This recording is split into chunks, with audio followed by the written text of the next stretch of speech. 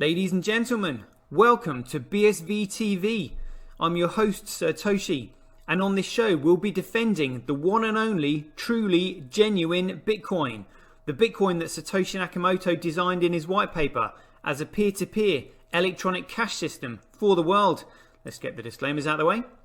So all the statements that you hear on this show are opinion and must only ever be taken as opinion.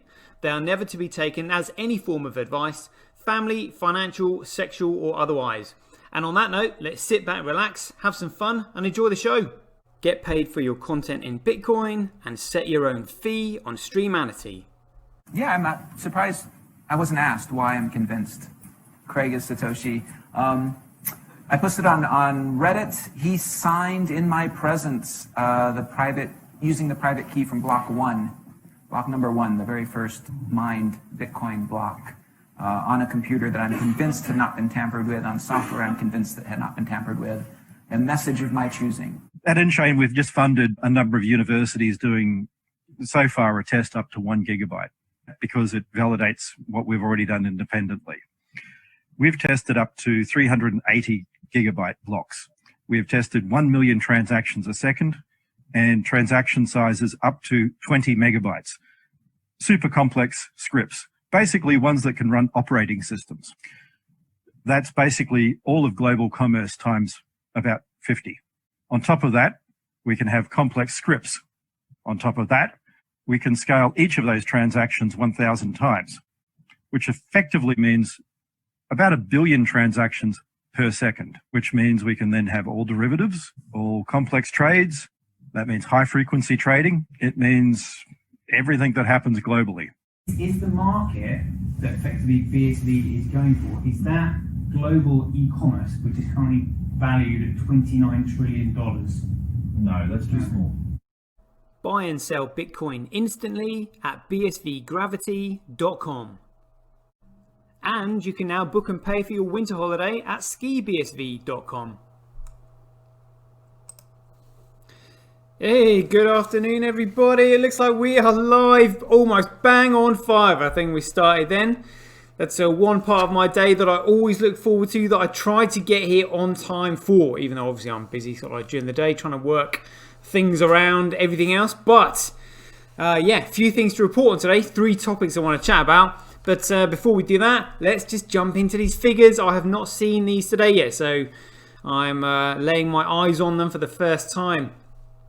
So we've got Bitcoin with 1% of the hash rate, Bcrash 2.2, Coolcoin 96.4. Network nodes same as they ever were since the 15th of November 2018.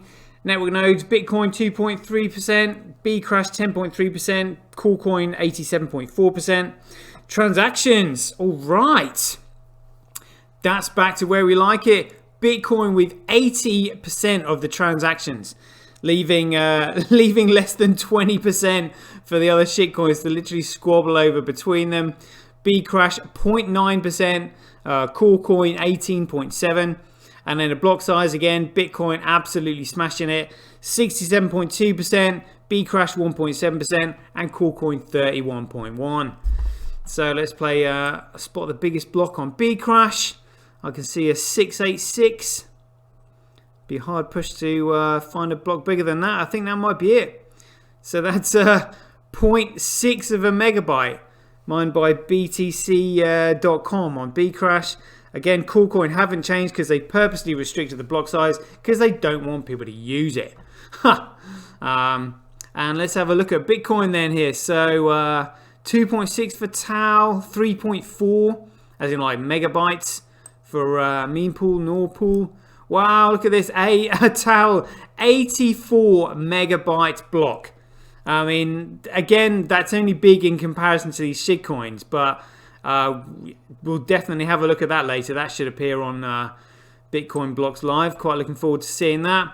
Look at these blocks here, so they're pretty good. 5 megabytes, 5 megabytes, 1 megabyte, 3 megabytes, 2 megabytes, 5 megabytes. All right, good to see. Well, we'll have to have a look to see what's causing these this increase in data volume, see what's going on. Huobi's got an 8.9, but Tau by far wins today's competition, 84 megabytes. Wow. Brilliant. Okay, let's just have a quick laugh at Bcrush while we're here. When this comes up. So there's over 3,000 blocks that have been mined on the Bitchin chain. Anne-Marie's going nowhere. Bitchin ain't going anywhere either. Proof of work by network. That's just hilarious. Hathor mining the empty blocks on the Bitchin chain. Make sure none of these lazy miners get the opportunity to take the block rewards. And this is Anne-Marie. So it looks like Anne-Marie has actually taken his own little bit off, which was BCHA. And there's only now via BTC, other mining pools, and Dutch mining on the network. I mean, it's just such a joke. It's such a joke. I mean, look at the size. Look at the size of these blocks as well. Absolutely minuscule. Absolutely minuscule. And there is no hope for this coin. Well, it's a security, to be honest with you, because it's centrally controlled by Anne-Marie. And again, you know, Anne-Marie Sachet and BCHN is also a centralized chain, because they are changing the protocol every 6 months. They're looking for what they call governance, which is just a political term for centralization. It's just so ridiculous. Like, you know, shitcoiners, shit for brains, but you know, it's always keep your friends close, your enemies closer. Something like that. So that's why we're just keeping an eye on them. I mean, it's fascinating seeing how just ignorant they are on what Bitcoin and money really is. So let's see what's going on with these graphs then. Bitcoin hash rate by network. Come on, coin dance. Let's be having ya. There we go. Yeah, okay, nothing new to report on there. Nothing new to report on here. It's proof of work by network since 1st of August 2017, which is when the Bitcoin chain first split, and Coolcoin went off on its own chain with segregated signatures and a restricted block size. Bitcoin carried on as Bitcoin Cash, and then when Bitchin boys took it over, it then carried on as BSV, and that's how we have Bitcoin now, as it was in the beginning, with no central point of authority, control, or influence. Just a completely, truly decentralized network. So hash rate by network, Bcrush versus Bitcoin. Proof of work, Bcrush versus Bitcoin. Fees, look at this, 19,000 times cheaper to transact on Bitcoin than Coolcoin, because Coolcoin's a piece of shit. And it's currently 9.3% more profitable to mine on Coolcoin. So interesting, it shows the demand for Bitcoin there. Daily average Bitcoin block size by network, yeah, just Bitcoin smashing it now, just definitely winning. Daily Bitcoin transactions by network, what was that, transaction, daily average Bitcoin, block size by network. Transactions by network, Bitcoin smashing it. Transactions per block by network. Fees USD, Bitcoin smashing it. Fees Satoshis, Bitcoin smashing it. Block reward ratio, again, that will come with time. Blockchain growth, just a laugh at Bcrush there. But Bitcoin definitely catching up with Coolcoin there. Global hash rate, 7 days. Let's get on it. Come on, coin dance. Let's sort this out. There we go, thank you very much. I'm just going to move this up down so that we don't lose the page again. So we've got all the big boys at the top this week. F2 Pool Pooling, BTC.com, Binance, one of the biggest shitcoin enterprises, followed by Huobi and Antpool. And then on the 24-hour graph, it just looks like Binance and via BTC and Huobi. And Lubane have just pushed BTC.com down into maybe 7th place, I think that was. Was that 7th place? 4, 5, 6, 7. Yes, 7th place. Wow. Okay, a Coolcoin mining then. So, all right, BTC.com down 1, 2, 3, 4, 5, 6, 7th place. Again, with Binance macking it hard the last 24 hours for whatever reason. So this here is a Bcrush. Good to see Hathor on there with 21%, mining those empty blocks, keeping those no good shitcoin enterprises off the chain. We'll just see how many blocks were sort of like empty here. Yeah, so 0.25, 0.25, 0.25. Yeah, I mean, there's really not many large blocks on Bcrush whatsoever, so that's really quite funny. And this is Bitcoin. Right, so yeah, Huobi absolutely macking it hard. The Huobi have only got a little bit on Bcrush, They've got quite a substantial amount of Coolcoin, but focusing a huge amount of their efforts here on Bitcoin.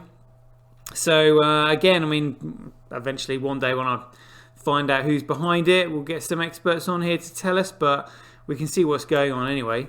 And then still on this one, we've got BTC.com, Poolin and F2 Pool, all the big players on Bitcoin today.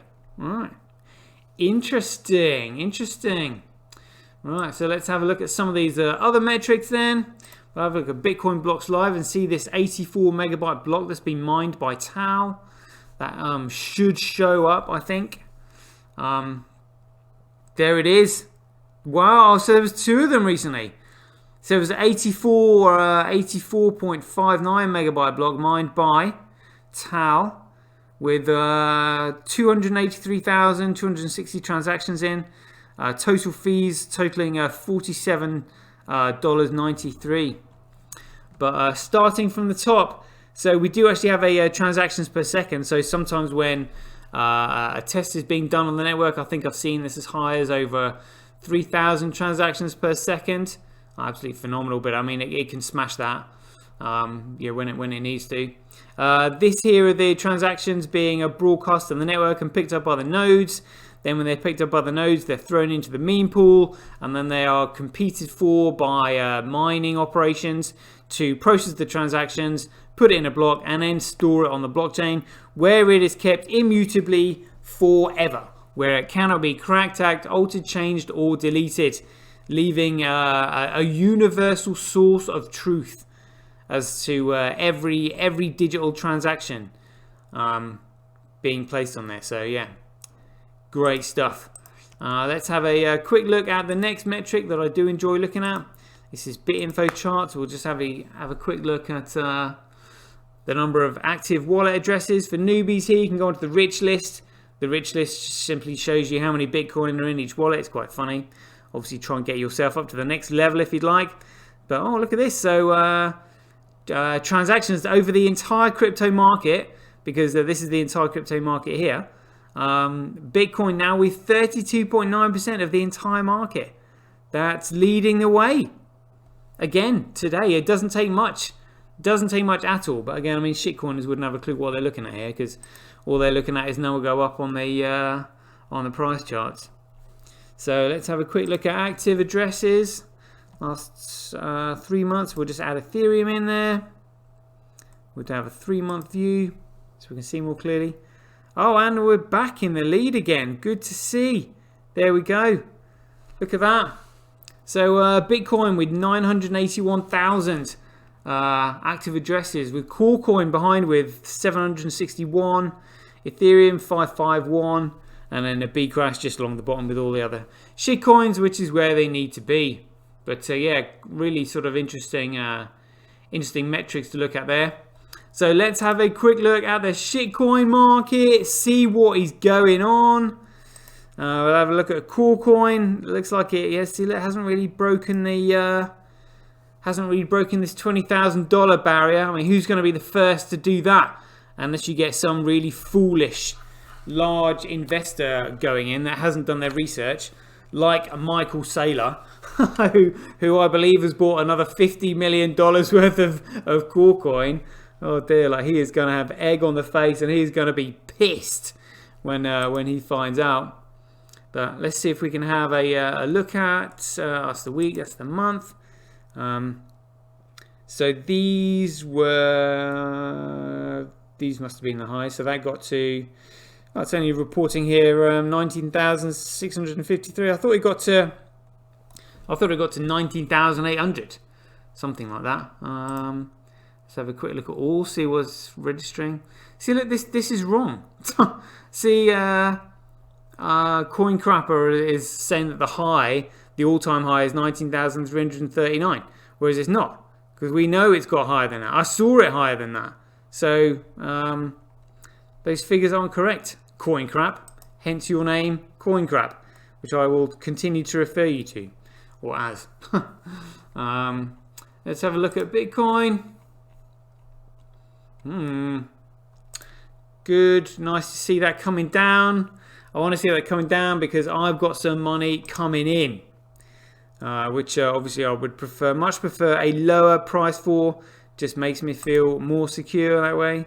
But we're up on the month, up on 3 months now, down on the 6 month low, and on the year, it's going to be red for quite a few weeks.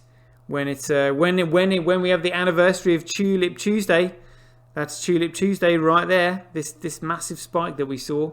What an epic run that was, an epic run. But yeah, there we go. Right, let's check a few other metrics. Let's check our man, I am Satoshi. See what he's doing today. How many more followers do we have here? Last time I checked, I think it was 41.7. Now it's 41.9. Good to see him back up there again. Because what, Ken Bozak was on 37.8, and now we've got I am Satoshi on 41.9. Absolutely smashing it. Brilliant work from I am Satoshi. Let's check out Ruth Easman's tweet. We saw this one simply just yesterday. Will they have... they've kept it there, but the number of likes hasn't gone up. It's still 850. That's hilarious. Good grief. Let's have a see if we can find Diego's tweet, and then we'll have a look at our man Fire Ice. See if he's got any more info for us on the lucky 100 that he said he was going to be releasing every day. Here's Diego's tweet. It was there. Here we go. Oh, it's still there. Great stuff. Thank you very much, Twitler. It's very nice of you to keep my like there. Not that I asked you to remove it in the first place. Here we go. Fire Ice. Let's have a look. Any lucky winners today? No, still the same. Never mind. Right. So let's get into a few of these articles then. So this was a post that we saw earlier today by Deso Games. It says, Tether Watch Alert. I have data that the Bitcoin rally is a bag holder rally and the whales are out. So pictures tags first, full explanation below. All right, so let's see what's going on here. So we've got small wallet BTC inflows. Nominal value of bag holder rally, so that's 26,540,792,000. Okay, let's see what they're on about here. So history, current price, BTC price, is that what's been moved? I mean, that's a huge amount. What's the market cap? Just have a quick look at the market cap of BTC. Okay, right. So the market cap is 355 billion. Right, okay, interesting. And they're saying that 26 billion here have been moved. Is that right? So from October the 4th. So they're looking at these amounts. I mean, it's like 122. So, and 39, so December the 4th, which was just 2 days ago. So 1.4 million BTC were transferred into small wallets, mainly from whales and exchanges. I wonder if we could be looking at, iceberg orders here. Is this it? Who knows? But I mean, so 26 billion. To start with. Be interesting to see what happens. So what's this? Flipside data, cooperative, network overview, benchmarks about, right, exchanges, so smaller wallets. So there's 39.2 thousand wallets that the money has been moved to. Oh, right, okay, right. So they've smaller wallets, and then if it looks like this amount here has been moved onto exchanges. Right, interesting. Keep our eyes peeled on that one. I mean, I think we have an idea as to what's coming, because obviously, we insider knowledge. Well, we know it's not insider knowledge. We know it's coming straight from the horse's mouth. But none of these shitcoiners like literally have a clue. It's really quite shocking actually. The mindset. I've never come across anything like it before, like in my life. The way they just simply dismiss Craig and how they literally have no fundamental understanding of what money is, really, basically. I mean, what he's saying there is kind of interesting because in the future, like when I'm saying, Bitcoin could easily be like $1 million in just 3 years. Just 3 years. I literally got absolutely crazy. That's because there really aren't that many coming on the market. And you've got all of this demand chasing a very, very small amount of Bitcoin that's actually available. So when you get somebody willing to pay a larger amount because the supply that's available is relatively small, it kind of like, it has to apply it to the rest of the market. But if the rest of those Bitcoins were to be sold, obviously the market would absolutely tank. So this is the main difference between price and fundamental value. Price is literally, a specific time in a particular market. On this one, it's obviously the cryptocurrency exchanges, but it's social. It's not fundamental. But in terms of the influx that is coming, when he's saying, "Oh, you've just got PayPal and Grayscale and Circle, buying up the Bitcoins that are coming on the market." I mean, imagine what this thing is going to do when Microsoft, Apple, Facebook, Amazon, Google, all that, the whole world starts piling in. This is what I'm saying. It is going to go absolutely ballistic. And these guys are talking about this thing. I mean, I just can't believe that they're praising it, going, "Oh, institutions are going to buy this thing." It does 7 transactions a second. It's been purposely prevented from scaling, which means, the miners are eventually going to start competing with each other for market because there isn't any new market really being produced because it's not expanding. And also this chain of signatures has been segregated. So it's completely controlled by Blockstream. I mean, it's really basic. Somebody should really have explained this to them. So I think it's just willful ignorance, to be honest with you. I can tell you that they talk absolute bollocks here. Because literally they're talking about the economy and they're not considering money. It's money that is the problem. Because money just continually gets printed. It's absolutely worthless. Therefore, people want to offload it and buy things that maintain their value because money is constantly inflated. You need a money that is divisible, like Bitcoin is divisible. And then you've got people actually holding on to this thing that is valuable. And so just as we saw in the first video, Raoul Pal saying, look, why hold anything else? Put everything into Bitcoin. That is what is going to happen. It's just not going to happen with Corecoin because he hasn't understood the fundamental technicalities of what's gone on. It's absolutely ridiculous, but I'm just going to try and find the bit that I want to show you. It's around here somewhere. Look at this. Look at this. And just, you can see the cursor on my screen here. COVID-19, the Great Reset. When the hell did a pandemic turn into an economic reset? Like, this is absolutely outrageous. Like, I couldn't believe it when I saw this. I was just like, is this so blatant? Like, I was speechless. What the hell has COVID-19 got to do with an economic reset? And how dare they say it's an economic reset? Well, how? Like I said, what, you're going to reset the weather? You're going to reset climate change? You're going to reset what was the word? Volcanic eruptions and shit like that. You can't. So what makes them think they can do an economic reset? Well, I'll tell you what makes them think they can do an economic reset. Because they can tamper with people's lives. Because they control the money supply. That is where the issue is. And rather than them losing their jobs and having fingers pointed at them, because the economy was actually going into freefall due to the economic collapse that happened in 2008, interest rates are already at a historic low, like literally 0.25%.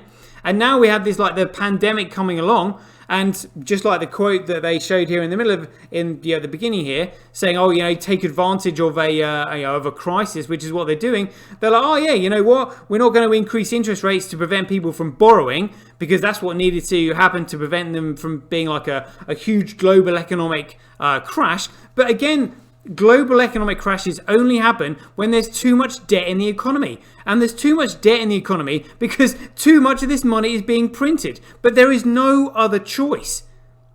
So I'm absolutely furious at the fact that they've, they're saying, and people don't seem to be batting an eyelid. Oh, what's this economic reset? They're not even questioning it. So that's when I thought, all right, well, a COVID-19 economic reset, let's put this into Google. Let's see what comes up. And he's actually written an entire book on it already. Anyone else in there? Put your handles or paymails in there quickly. Just before I close off the show. I've been going for an hour again. Time flies when you're having fun. Right, that'll do then, folks. So, it's Sunday today, isn't it? Oh, yeah. So, Monday tomorrow. Enjoy all of next week. But as ever, be aware, take care, stay safe out there. Joy given. Same time tomorrow. Catch you later. BuyBSV.live, the best place to buy Bitcoin SV online. Get paid for your content in Bitcoin and watch the full episode on Streamanity for just 20 cents. Go to www.satoshi.tv. See the link in the description below. Bitcoin, one world, one chain.